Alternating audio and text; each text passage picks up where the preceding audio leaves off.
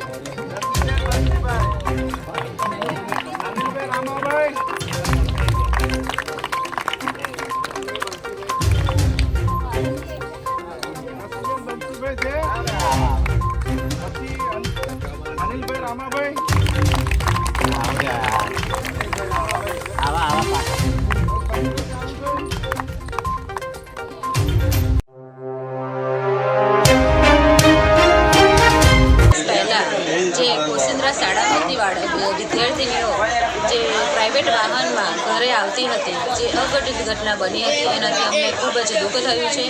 ફરી આવું ન થાય અને ટ્રાન્સપોર્ટેશનની જે સુવિધા નહોતી, બસની સુવિધા નહોતી, એ તાત્કાલિક ધોરણે અત્યારે આ બસની સુવિધા શરૂ કરાવવામાં આવી છે, જેથી કરીને વિદ્યાર્થીનીઓ સમયસર સ્કૂલે પહોંચી શકે ને સમયસર ઘરે પાછા આવી શકે ને ખૂબ સરકારશ્રીનો જે હેતુ છે એ દીકરીઓ અને દીકરાઓ ખૂબ આગળ વધે, પણ અમુક સુવિધાઓને કારણે દીકરીઓને અગવડતા પડતી હતી, દીકરાઓને અગવડતા પડતી હતી. હવે આ બસની સુવિધા શરૂ કરવામાં આવી છે, જેથી કરીને બાળકો ખૂબ સારું શિક્ષણ લઈ શકશે અને સમયસર ઘરે આવી શકશે.